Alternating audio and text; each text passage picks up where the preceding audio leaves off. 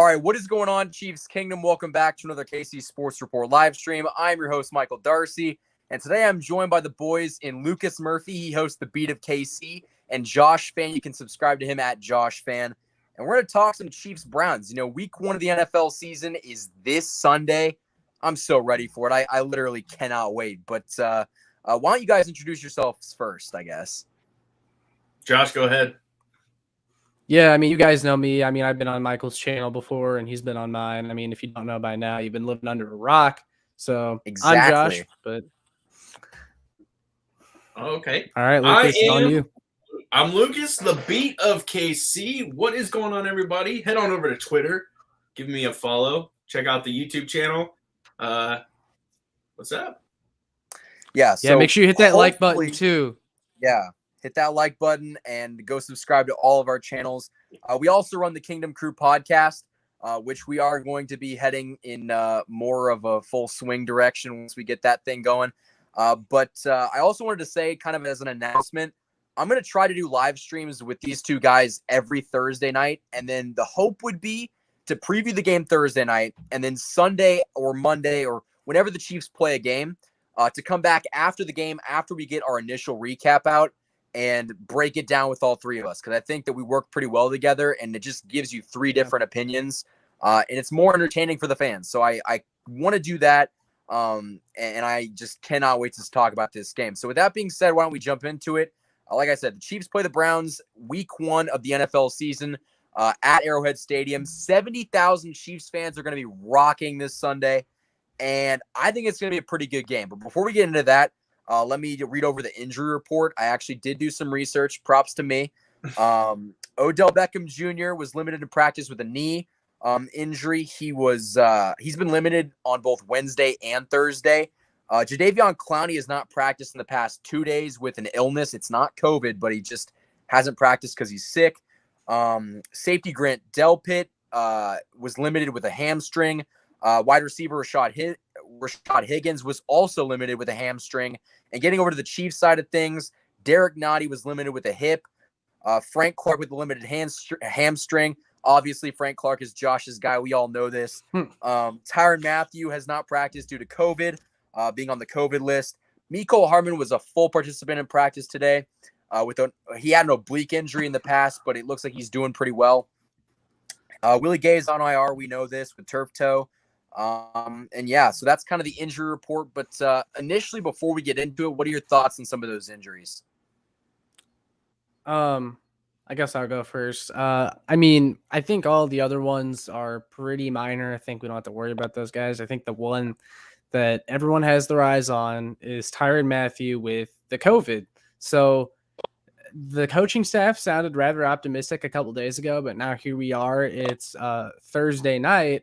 He tested positive again, and now the coaches are starting to shift towards his status is up in the air. And to me, if he doesn't play in this game, that changes a ton. Like, and Michael, I know you said that you still think the Chiefs win with or without Tyrann Mathieu, and I still think they can.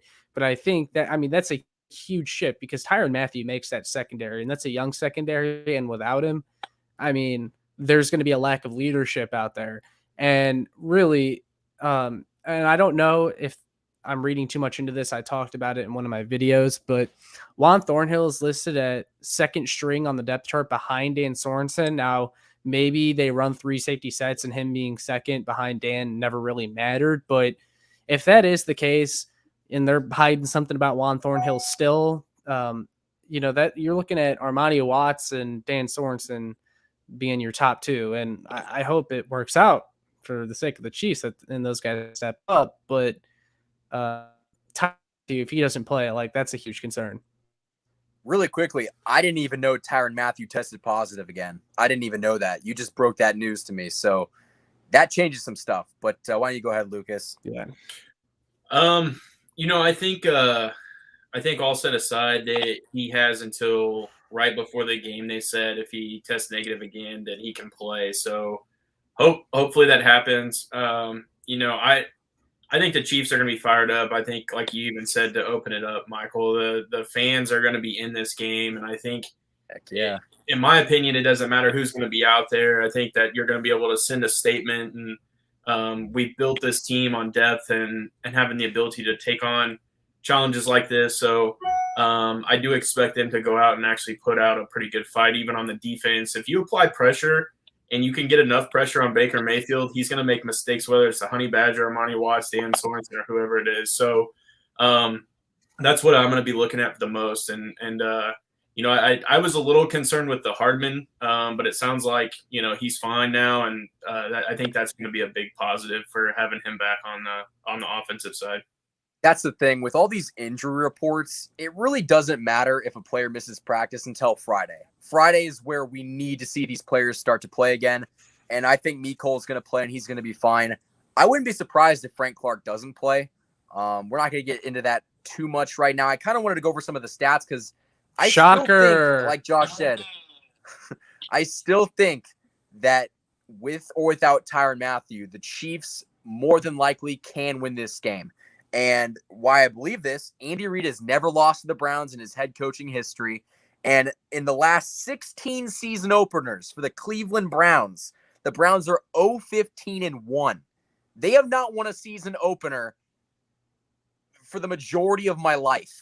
Like, let's think about that for a minute. That is crazy, first of all, but that just gives me even more confidence in this Chiefs team, knowing the fact that this Browns team isn't going to click right away. What are your thoughts on that? Josh? Yeah, they're not going to click right away. And I actually talked about this with Pete Smith from the SI Browns Digest today.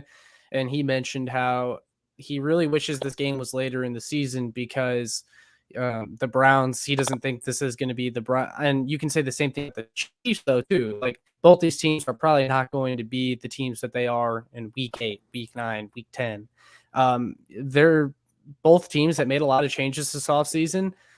Browns, they overhauled really their defense, that secondary. I mean, they added Greg Newsome, John Johnson, Troy Hill, and then the Chiefs, they revamped that entire offensive line. So they've got a lot of kinks to still work out. So both these teams largely still have a lot to figure out.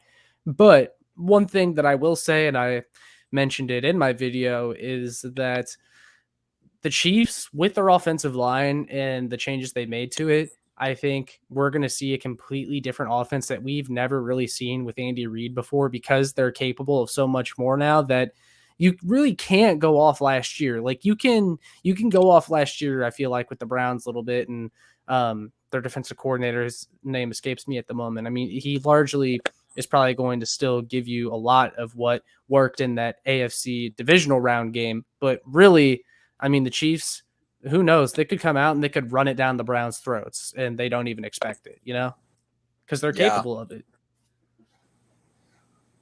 That's one thing that I hit on in my, week 1 matchup video that I put out today. I think that you're going to see the Chiefs probably be aggressive, in my opinion, coming out, depending on it.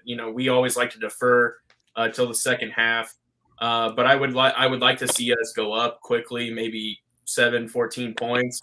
And then I do think you're going to see a lot of feeding of Clyde and Jerick McKinnon and even Darrell Williams. And I think that's going to be the approach. And I'm excited.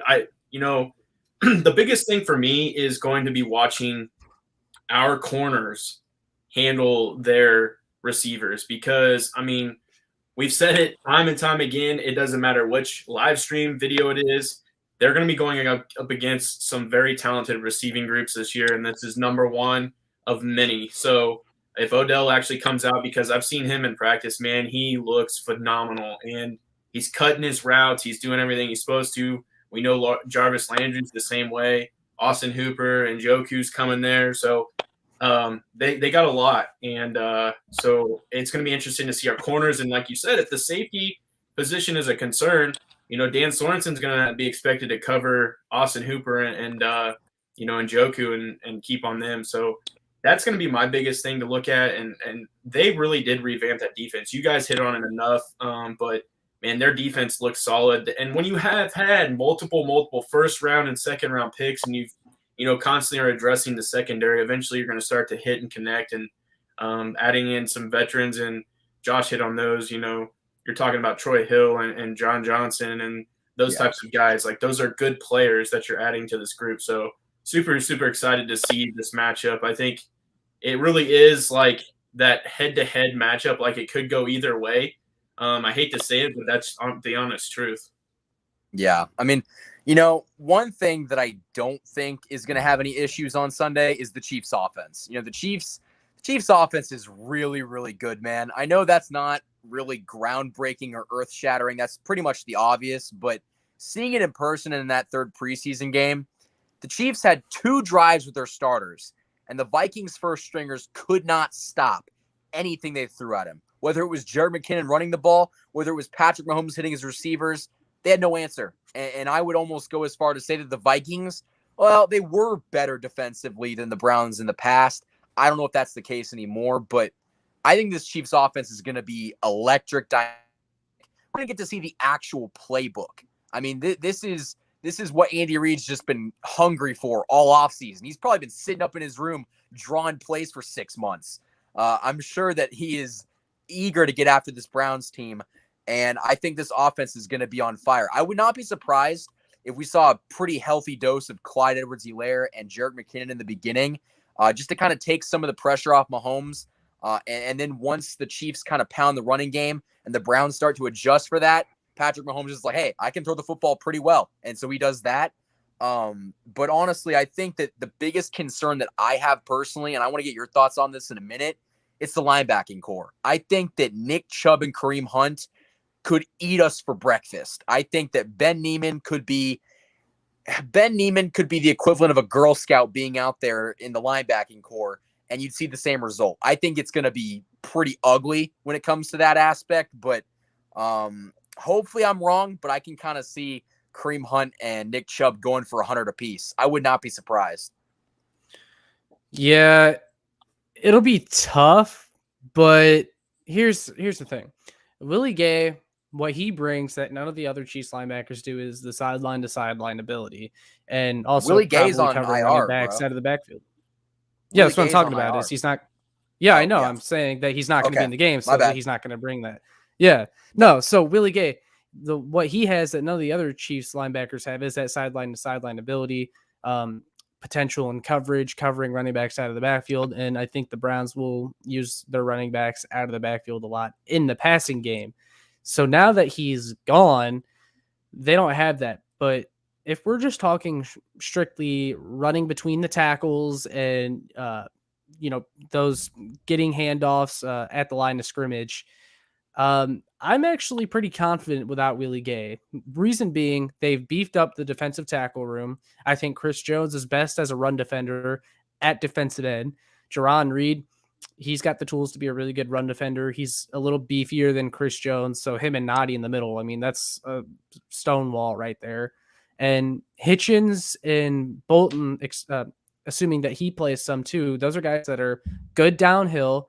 And if they got a perfect line of pursuit to the ball carrier, they will most of the time, well, and we haven't really seen Bolton do it in the NFL yet, but they will most of the time take the running back down.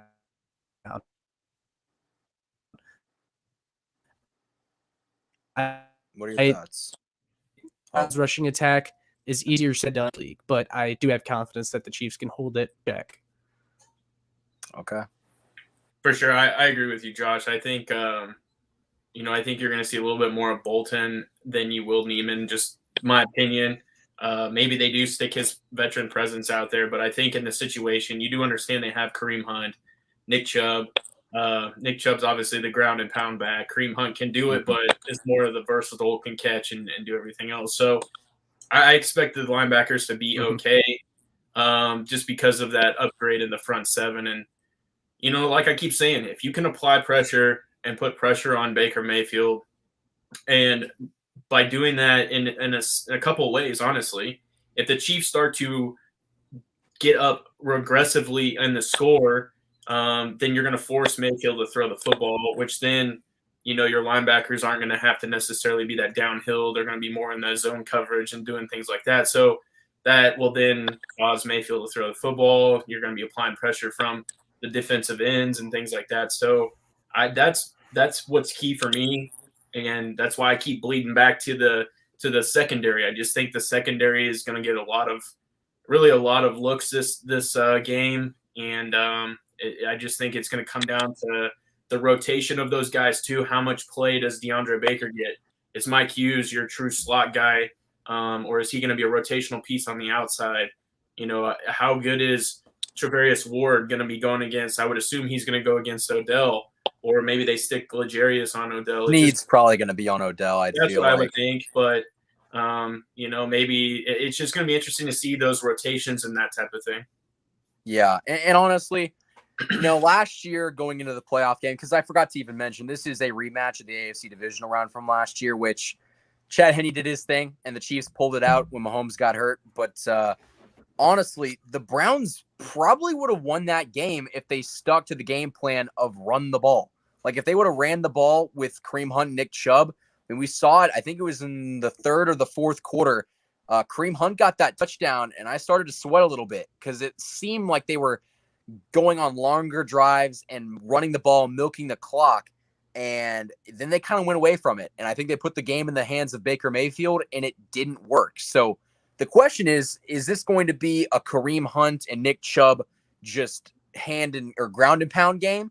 Or is this a Baker Mayfield go out there, throw 340 and 4 touchdowns and win us this game? I mean, it's hard to say, really, because I think that Odell forces a lot of the targets his way, which is why a lot of the arguments are made that the Browns are better without Odell. So, honestly, I think that the Chiefs' best interest in this game is if the Browns do decide to throw the ball.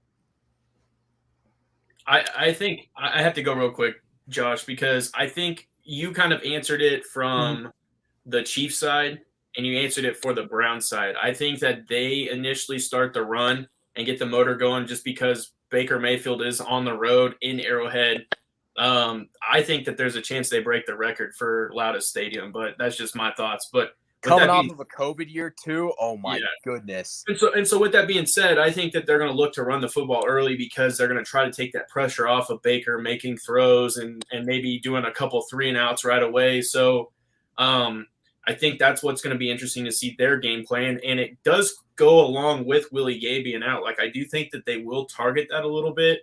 And then we know the Honey Badger likes to play down in the box and things like that. So if the Honey Badger isn't playing, then I think that's another reason why they look to run the football. But I think the biggest thing for me, again, is if we end up scoring first and they go 3-and-out and then we do something else, I think, again, that's just putting so much pressure that the run game will kind of start to stray away. And then you're forcing Baker to throw maybe 40 passes and 3 interceptions and whatnot.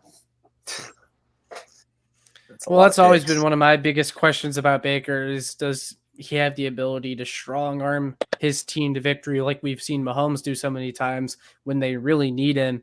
Maybe he's done that against some lesser opponents, and I don't remember exactly off the top of my head, but he did have a chance to win that game last year in the playoffs, and he didn't. And a lot of it was because the Chiefs pass rush did step up at the end there. Their secondary did their job. And also you mentioned the Kareem Hunt touchdown towards the end that kind of made you nervous a little bit, but really I think none of that happens if Mahomes doesn't get hurt in the first half. Oh, yeah. So, I mean, really, Mahomes is just he tips that. I don't know. Baker doesn't scare me.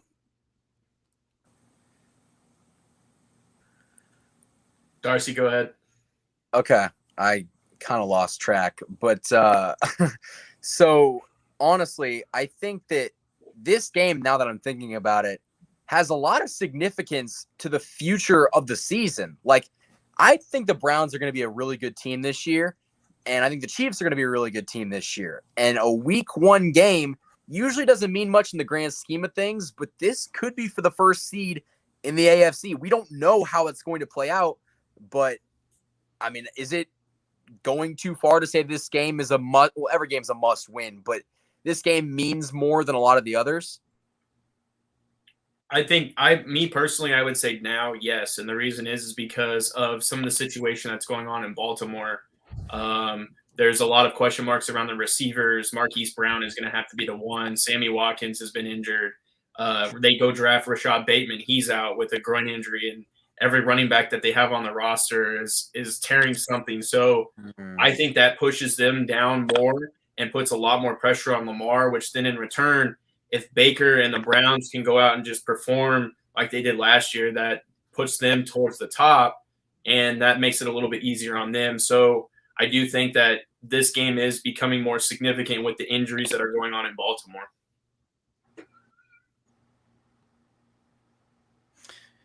Yeah, I totally agree. Baltimore, man, that's just brutal. Like, there's got to be some malpractice going on at that practice facility. Like, how does that happen? Like, that's not just bad luck, man. Mud.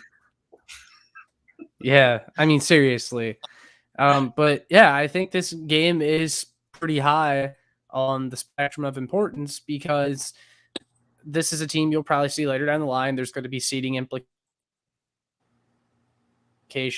and you want to make a statement because we know that if the Chiefs lose them, and again, Pete Smith mentioned this in our video that we made, but if the Browns win this game, everyone's going to be like, oh my God, the Chiefs are frauds. The Browns are winning the Super Bowl. It's going to be those week one overreactions. And I don't want to see that. Yeah. I mean, I don't want to see it either because, quite frankly, I think that we're going to see on Sunday why there's a difference between the Browns, who I would consider to be a very good team, and the Chiefs, who I consider to be head and shoulders above everybody else and a great team. And I think we're going to see it on Sunday. But, you know, it's too early to get into predictions because we've got a lot left of this show. But what is something that you have seen about this upcoming matchup that would worry you from a Chiefs fan's perspective? Lucas, you want to go? Yeah, I can start. For me, it's honestly it, and I keep going back to it. It's going to be that secondary. Okay. And the reason I keep saying that is just because, you know, we're going to have to see how they interchange. How are they going to, you know, what are they going to do if, you know, if let's just use this as an example. What if OBJ is just working over L'Jarius Sneed or he's working over, you know, Travarius Ward? They have those other options where they can plug in a DeAndre Baker. Maybe Baker can handle OBJ. And that's kind of what concerns me a little bit, is just because I want to see them be successful and know like what their established roles are. But that's kind of the big thing for me. You know, I would say linebacker just because I think Willie Gay takes that core just to a next level, but it's not as big of I guess it's not really a concern for me. It's just I want to see how they go out and perform, and that's my biggest thing. Okay. Yeah, honestly, I mean, can you repeat your question, Michael? What concerns you the most as a Chiefs fan about this upcoming game? Honestly, Lucas probably hit it a little bit for me. This Browns team has Njoku, Landry, OBJ, and this is a really young secondary. And if Tyron's not going to play, like I said, that swings the game. So, I mean, someone's going to have to step up and make sure the Browns are winning downfield. I saw something also that that Trey Smith was, I think it may have been a shoulder injury. I think he was a full participant in practice today, but you know, the Chiefs offensive line can't really afford to take any more hits. Who would our backup right guard be if Trey Smith got hurt? LDT. Probably Austin. But LDT Blythe. Can't play. Or if Blythe is up that's right. That's right. He is. That's my fault. No, you're good. I think Allegretti's been playing left guard. Actually, no. You know what they do probably, I bet? Niang goes to guard, Remmers back in at right tackle. I bet you that's what they do. He's hurt too, though. Isn't Remmers out with the back? No, he came back a while ago.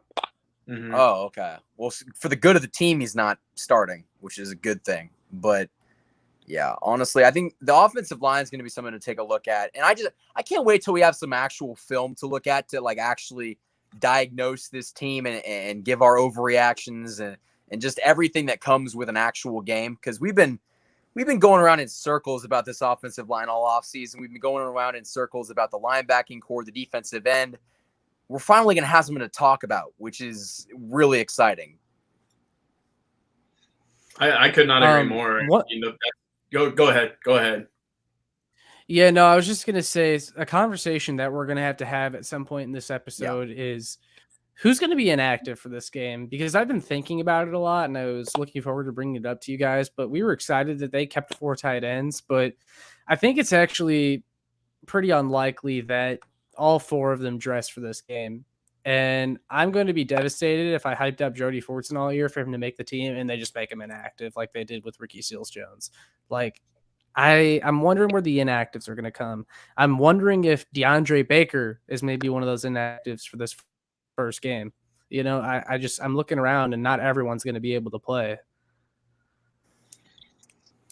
I could see a few of the offensive linemen. That's just me personally. I think Trey Smith is going to find a way to play just because of it being his first NFL game. So I think that they'll find it probably maybe an offensive lineman. And I definitely think that you could see it potentially with a defensive lineman just because we Probably went 10 Kane, and though. 10.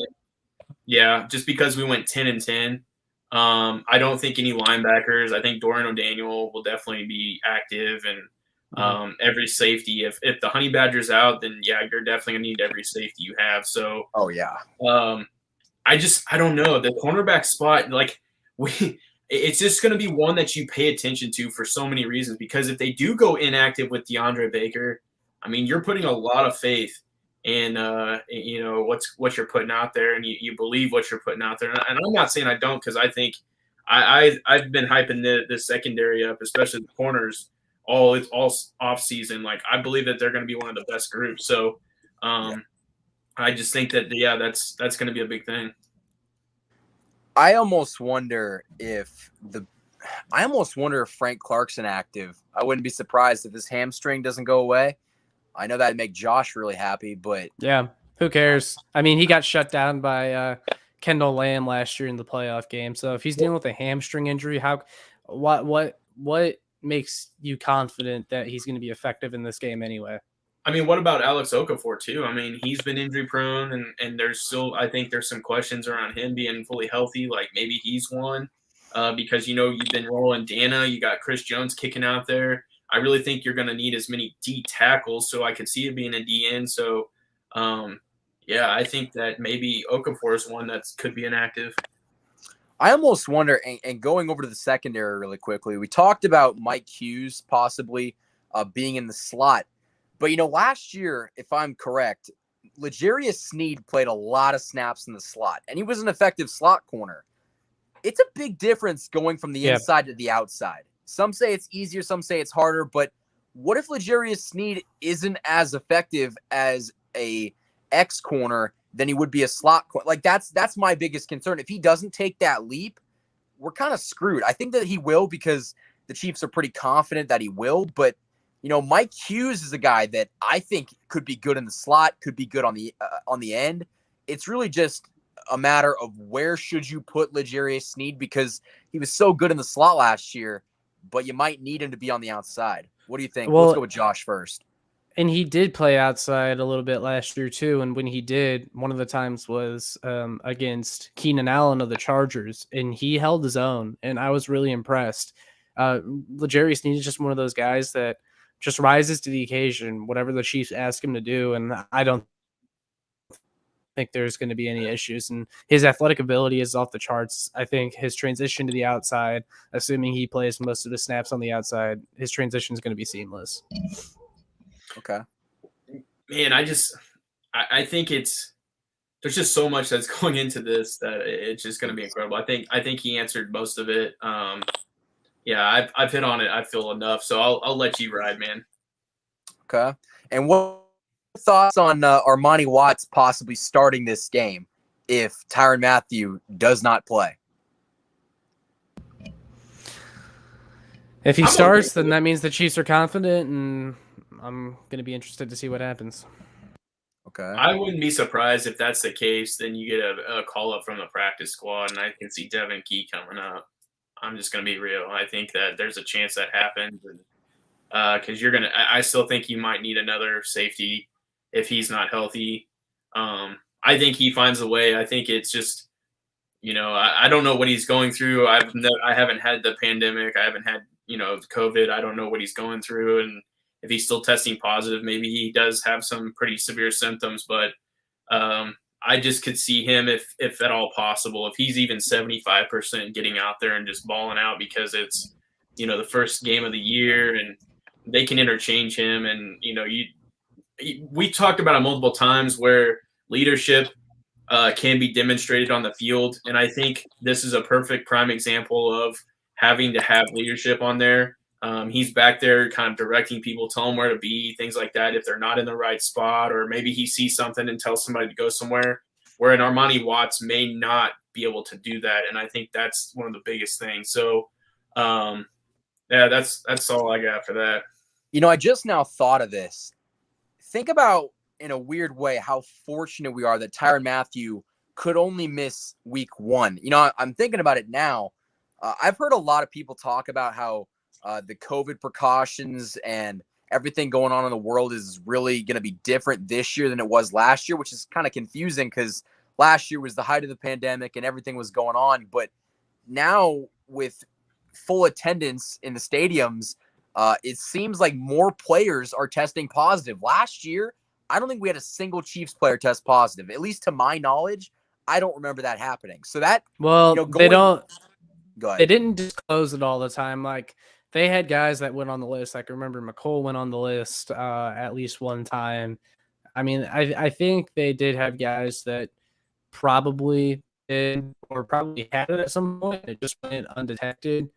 But I will say, I am kind of annoyed that these COVID protocols still are what they are, especially for a vaccinated player like Tyrann Mathieu. Yeah, and I almost wonder, how is that going to affect this season and going later on into the playoffs? Hopefully it's better by then. But could you imagine if Tyrann Mathieu didn't play in a playoff game because he wasn't allowed to? You're going to get some players that aren't going to have any symptoms, and we don't know what Tyrann Mathieu is going through right now, so prayers up to him. Hopefully he gets better. But what if you get a player that literally has no symptoms and it keeps him out of a playoff game? This is the only thing that can derail this Chiefs team is injuries and possibly COVID, and that would really, really suck. Yeah, I mean, that you nailed that one. I mean, because the perfect example is we're seeing what Baltimore is going through. Yeah. You saw what the Los Angeles Rams went through with running backs, and they end up having to trade for Sony Michel. And I'm not saying that that's COVID or anything, but you can see how injuries can devastate a football team. And yeah, I mean, another perfect example was last year and all the opt-outs that the Patriots had on their defensive side. And I mean, this thing really has done a number and has caused some issues, and injuries can cause issues. So for us to be where we're at, I'm completely satisfied. And like you said, if Honey Badger's out one game, and yeah, this is a significant game, I would much rather him be out now versus week 3 against the Chargers, or maybe a more serious game that's in the division. So if he's, because yeah, this one could have implications, but you want to give it everything you got in the AFC West and win that division. So yeah, if he's out 1 week, then I'm okay with that. Yeah, and it's just it's another element of this season that just makes it even more difficult. So that's definitely going to be something to keep an eye on, because who knows? What if, knock on wood, what if a player tests positive on Saturday night? Like you get these instances where you're kind of screwed if that happens. So hopefully it doesn't happen.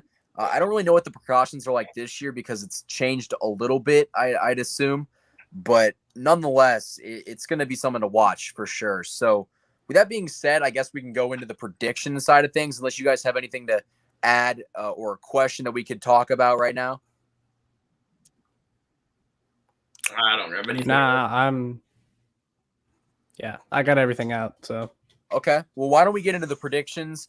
Why don't we go with how you think? Well, I guess we'll go final score and all that great stuff. So why don't you kick us off, Josh? I'm gonna have the Chiefs winning 34-27. I think it'll be a close game. I think it'll be one of those classic Chiefs games from last year where they seem to have it blocked up at one point, and then they just let the Browns creep back in, and they get a touchdown at the end, but then the Chiefs ultimately close out the game. I think Mahomes has a big day. I think the offense looks really good. I think the defense will get pushed around a little bit at times, which is why I had the Browns scoring 27 points. But yeah, I got the Chiefs winning. Like I said, I think it'll be close, but I'm confident still. Okay. In my week 1 matchup video, I said 32-28 Kansas City. And that was before I knew that the Honey Badger tested positive for the second time. I'm going to stick with the score, even if he's in it or not. I think the Chiefs can be very aggressive and will demonstrate exactly what this offense is capable of doing.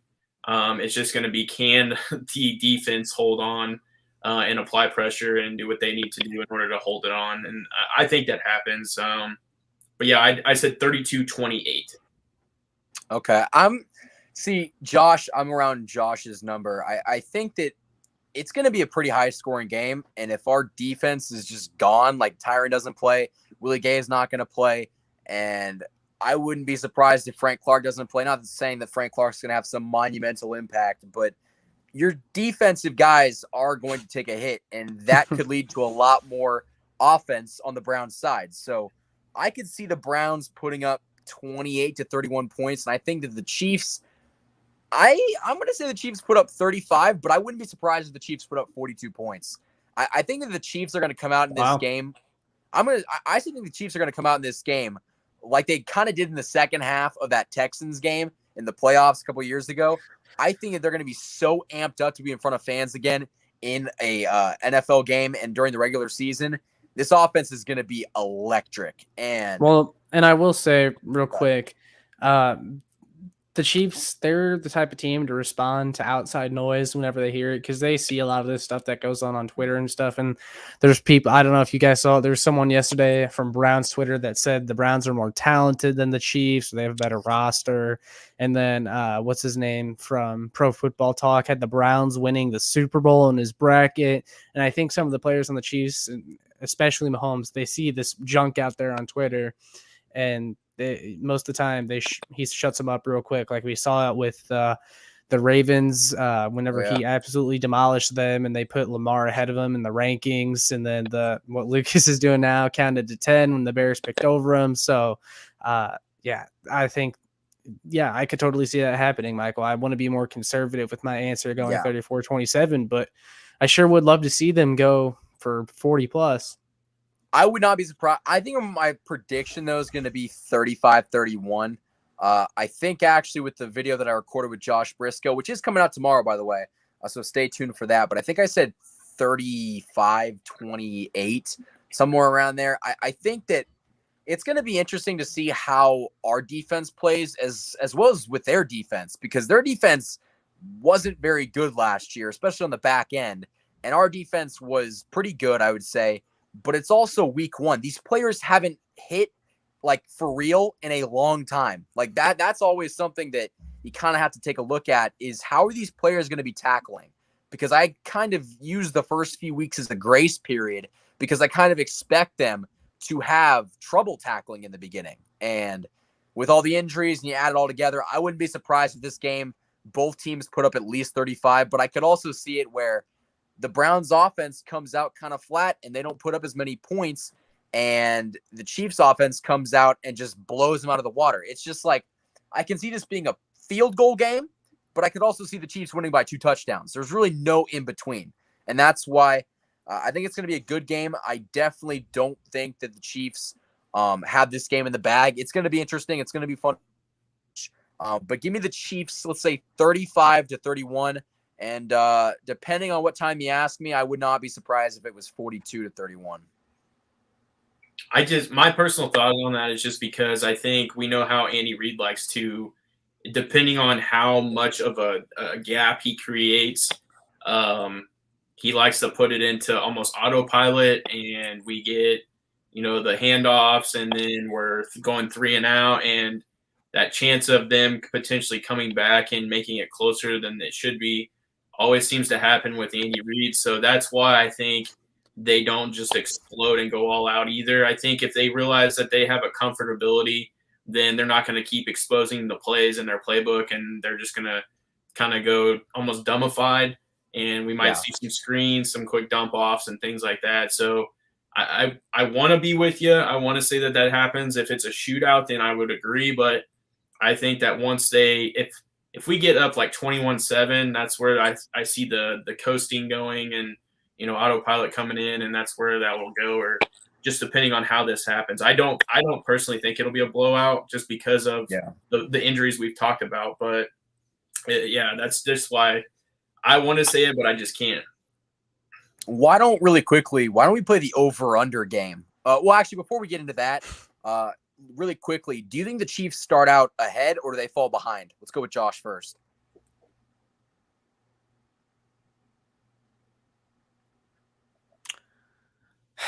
That's an interesting question because I would be usually tempted to say they'll start out slow because they always have started out slow. Like that's been one of the most frustrating parts of this offense over the past couple of years is even though they're explosive, they always start out slow. But a lot of the reasons they would start out slow is because the run game was totally ineffective. And Andy Reid does those second and long runs. That's basically a waste of a down that goes for no gain. But I don't think those are going for no gain anymore. And I think they'll be able to keep the chains moving a lot easier. So I think the offense will come out rolling this time. Okay. Lucas, how about you? Yeah, I think, I think just the way everything goes, the Browns will get the football first just because Andy has been on point with the coin flips. And so always defer. Yeah, always. And so I want to say that they'll get an opportunity to score first. But I just think it'll fizzle out. If anything, if I had to say that they'll go up, it would be based on like a field goal or something. But I don't initially believe that they're going to score a touchdown. I think that they might score a field goal first, and then we'll go down and drive. And because they do have some, one of the key things to look at too is Anthony Walker is going to be their middle linebacker and kind of like their leader. I'm sure he would be the one that's going to be wearing the green sticker. So, he's a very good leader, and it'll be interesting to see how he can kind of communicate and get this defense hyped up. We know Myles Garrett's going to be flying off the edge, but, Orlando Brown said Patrick Mahomes isn't going to get touched, and those guys have competed against each other a lot. So it's going to be interesting for sure to see some of that stuff, and that could result in us scoring first or maybe them. I mean, that's a tough question. I don't think Jadeveon Clowney might play, but he's been sick, like I said, the past couple days. So if it's just Myles Garrett, I would prefer that because it takes more of the pressure off the offensive line, which it's week 1, and I want there to be as little pressure as possible for these guys because obviously you don't want anybody getting injured. And, I mean, who doesn't want less pressure? But why don't we get into the over-under game? And I just thought about this literally as we were talking about it. I'm going to give you a series of players, and I'm going to give a number of yards or touchdowns, and I want you to say over or under. So, Clyde Edwards-Helaire, over or under 100 yards? Sorry. Is it over 100 yards for you? Are you doing running or 100 combined? yards rushing? I'm going to say no. Under. You know what? I'm going to go under too. I think he'll still have an impact in this game, but I think we're going to see other backs get involved like McKinnon and Darrell that just keeps Clyde from going over 100 this game. I can see Clyde getting like 78. That's just the number that stuck out to me right away. I think he'll get combined over 100. I definitely think he'll be. Yeah. I think he's going to be a feature, a big feature of this offense. I truly believe it. I think they want to get him off to a fantastic start. So I could see him, I'm going to go out and say that combined he might have 150, maybe even 175. Okay. And do you think he scores a touchdown? Well, I'll say over under a touchdown. I sure hope so because I got him in fantasy. So I'm going to say yes. Over. I'll lock it in at 1 there. I think he'll have a touchdown probably.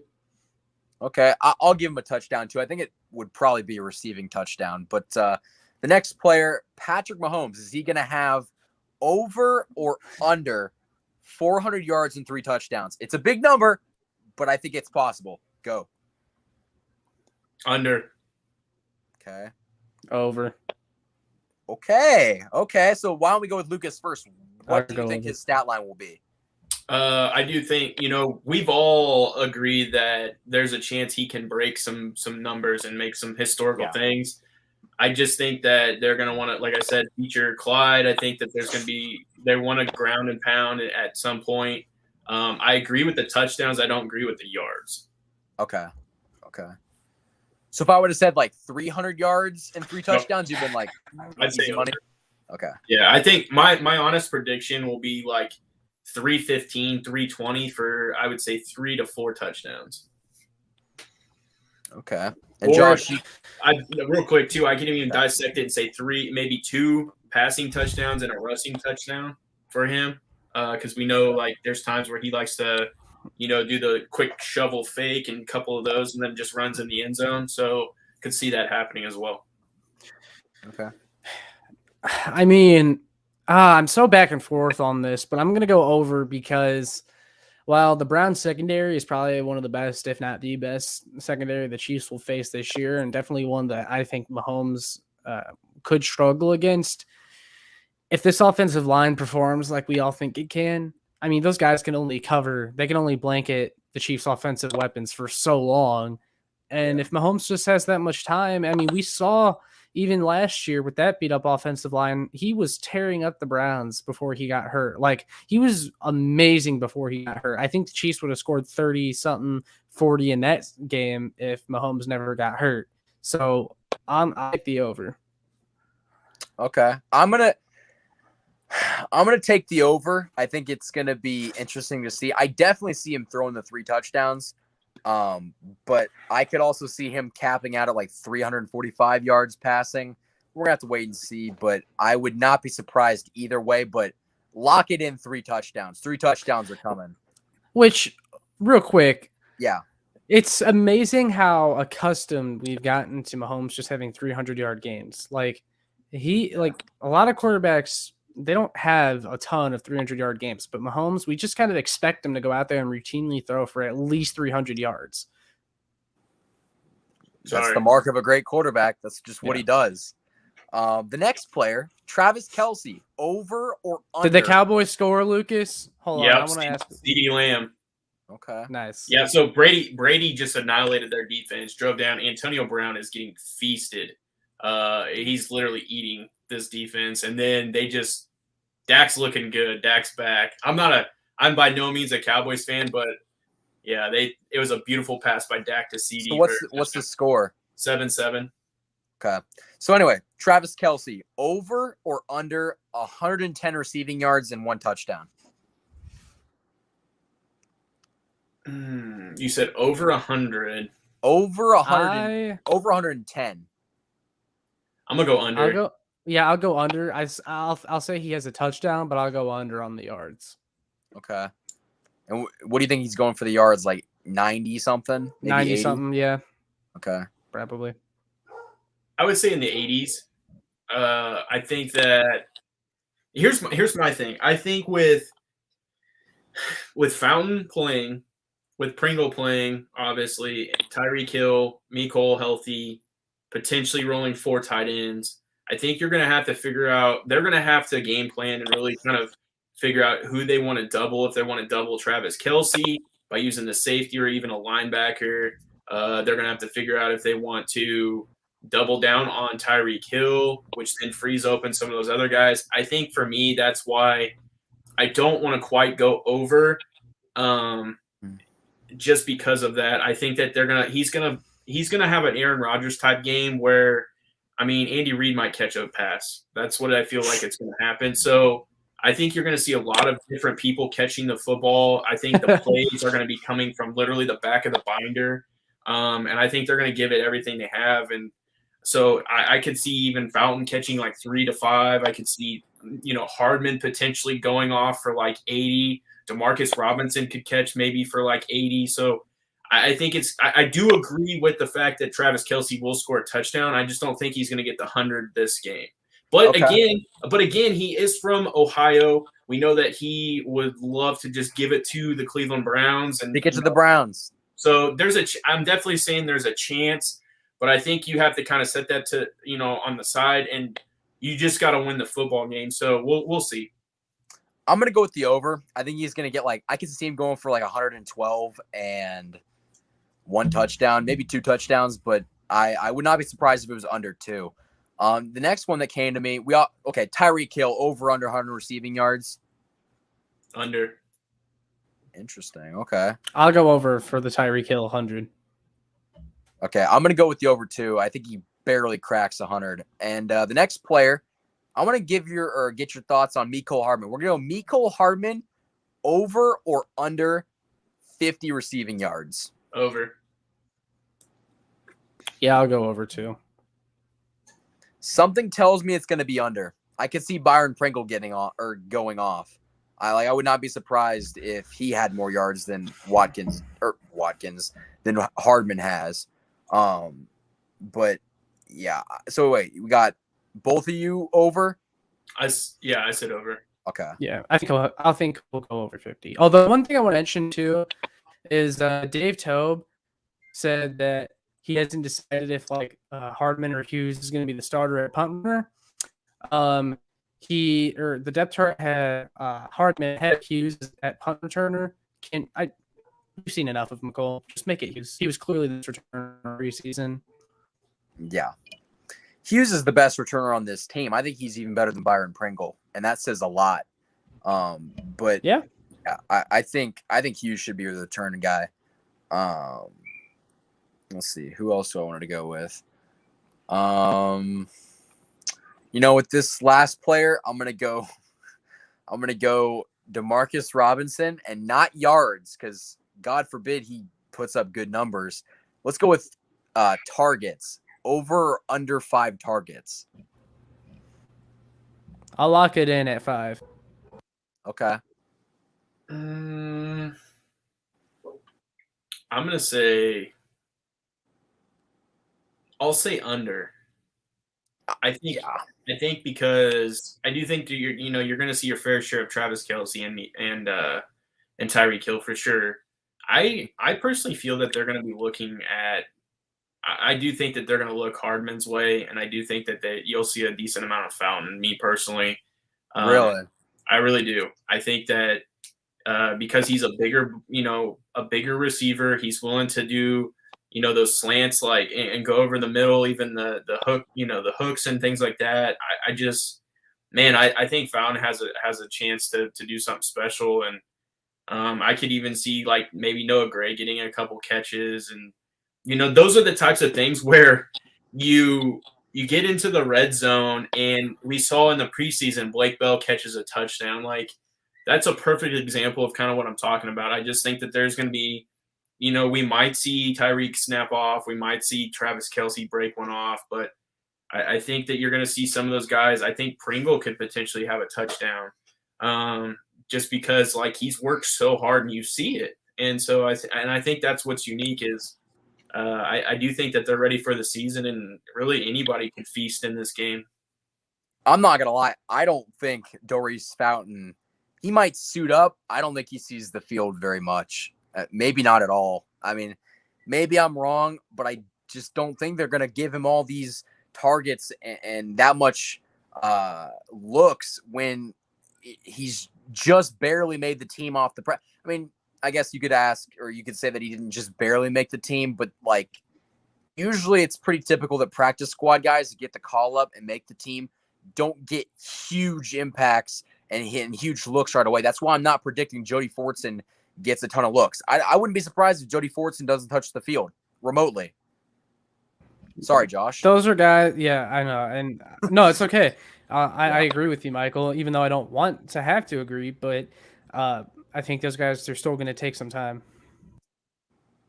I think, not to, jump into your comment section, because I know you're going to get to it, but yeah. Jeremy Green said, so are they tabling Robinson? I could see that. I could honestly see them, potentially him having the 2 to 3, and then Fountain maybe getting some of his reps, or even maybe Pringle getting a little bit more, because we know Pringle has been crisp in his routes and running really good. And so I think that's something to pay attention to as we continue to progress, because maybe at some point Robinson isn't on this team as we continue through the season. So I mean, we all talked about it before, when we were breaking down 53-man cuts. Robinson could have been one of those guys. And if, we see something happening, maybe Robinson isn't on this team at some point just because of a better player coming about. So we'll Wouldn't have to that be see. fantastic? You know how happy I would be? I mean, you want the best for. I mean, I get what you're saying. I really do, but I think you want the best for, and you want to make sure Mahomes is happy. And I know we say that a lot with keeping Dieter on the practice squad, but if it means keeping Robinson and making him happy and throwing your 400 plus yards and whatever many touchdowns, then I'm okay with that. But yeah, it's just going to be interesting to see his role in this for sure. Okay, Josh is having some technical difficulties. Let's get him back. Okay, he's also struggling, but really quickly, I'll add him back once he stops glitching. But is Marcus Kemp on the roster? Really quickly. Well, that he was added because of the Honey Badger. So if the Honey Badger doesn't, because he was placed on the COVID list, which then kind of opened and frees up his spot. Marcus Kemp was the one that I believe took in and entered into that spot. So it'll be interesting. I mean, that's going to be a last minute thing. And that's a tough spot. That's a tough spot because say he comes in Saturday or even Sunday morning and is like, I'm ready to go, coach. And he has a negative test. And it sounds like to me from what I'm seeing on Twitter, then he'll be able to play. Do you think he's going to test negative the day of? Could.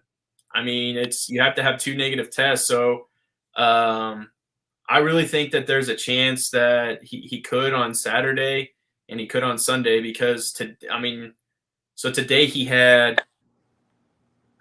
tested positive today. Today is what, Thursday?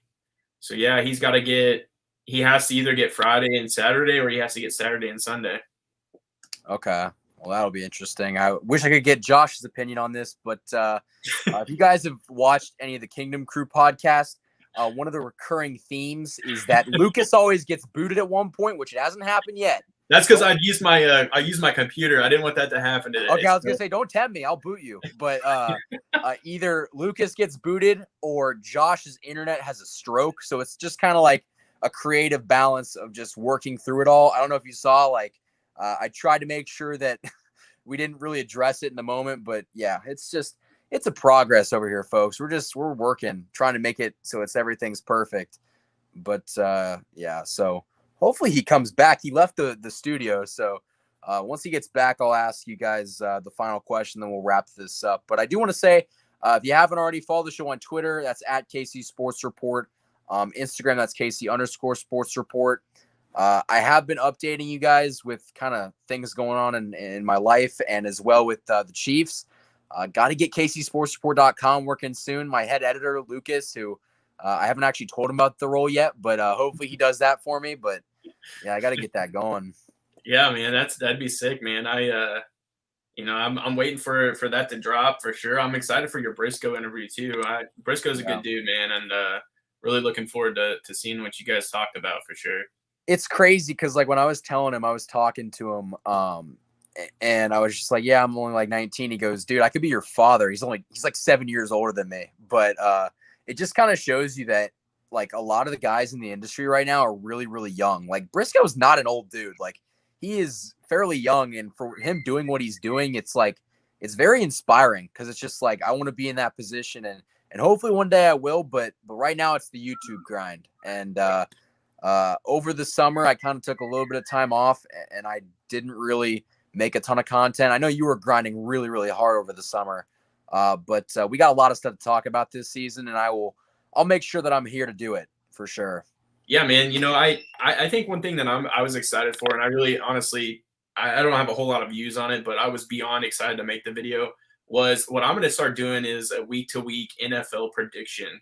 Okay. And then I'm going to keep track of my record throughout the year and post it on each video, how many wins and losses I've gotten correct, or who I predicted is going to win that game, and really kind of keep a tally and just by the end of the year see how good I actually was at predicting the scores and the upsets and things like that. I was looking forward to doing that. So that one dropped today, and it was pretty detailed too. It was a lot of fun. Yeah, honestly, I get so much joy out of just coming on here. And now we have like a panel. Like I have you and Josh, and it's going to make for some really, really fun conversations. And I think the post-game show is going to be even better. And honestly, maybe if we get enough viewers after the game, we can do like a call-in show almost, or more of a Q&A, because I'm not going to lie. My goal is this season to get like 80 or 90 viewers. Well, actually, no, the goal is 100 viewers on the live streams at once, which we were hitting routinely last year. We've grown substantially since. So once I kind of get some more people in the streams, we'll answer more questions. We didn't really do that tonight, but at the same time, I decided to start this stream at 7 o'clock when football kicked off. So I understand why people didn't join. I would watch the Cowboys over me too. I mean, hell, but but so the goal would probably be, and I don't know what your schedule looks like, but maybe we move it to 8 during the season. That would probably be good for people. And I also think that, a lot of people don't get off of work till 5 or 6, and they don't want to immediately go for watching the YouTube channel. So maybe we do 8, but we'll just have to wait and see. Yeah. I gotta go grab somebody real quick for a guest appearance. So if you want to keep rolling, I'll be right back. We're gonna keep rolling. Josh is still not here though. I don't know where he is. We're probably just got to end this without him. But Lucas is getting a guest, and I have a theory on who it could be, but I don't want to be wrong. Unger to the max. Sorry, I'm a bit late to join the stream. I want revenge on the Chiefs. I want revenge on UKC Sports Report. I'm coming for you. Well, good luck. I hope your team does well. Yep, there he is. Can you say hi? This is Maverick. Can you say hi to Maverick? This one. Can you say hi, Michael? Mama. This one now. Say, are you picking the Chiefs to win, or are you picking the Browns? A firework. Yeah, you like fireworks. I like fireworks too, for sure. So with that being said, Josh is gone. I don't know where Josh is. He's not backstage anymore. I think his internet just decided to die. So with that being said, guys, we're going to wrap this up. Lucas, where can the people find you? You guys can find me at the Beat of KC on Twitter. You can find me at the Beat of Kansas City on YouTube. I do have an Instagram, the Beat of KC. And then you guys can also find me at Twitter handles of just Lucas Murphy and Instagram of Lucas Murphy. I appreciate all the support, guys. Looking forward to really doing this with you, man, and looking forward to everything that's going to come from this season. It's just going to be incredible. So I'm excited to kick this one off, and appreciate you having me on. Always. So I'm going to plug Josh because he would do it if he was here. Go sub up Josh Fan on YouTube. His Twitter is Show Me Football. Go do that right now. He would tell you himself, but again, his internet decided to have a stroke. You can follow the show on Twitter. That's at KC Sports Report. And on Instagram, that's KC_Sports Report. Support the channel by subscribing. We've been stuck at 6.1K for a while. My goal is to change that by the end of this week. And so I'm going to try to get a lot of content out. I have a Josh Briscoe interview dropping tomorrow. Maybe something dropping on Saturday, depending on Tyrann Mathieu's eligibility and news that comes out. But our goal is to do this every Thursday night. So mark this on your calendar, folks. And the trio of us will break down and preview the Chiefs' upcoming matchup to come. So with that being said, guys, we're going to see you on Sunday following the game and hopefully following the Chiefs win. So with that being said, guys, have a great rest of your Thursday night.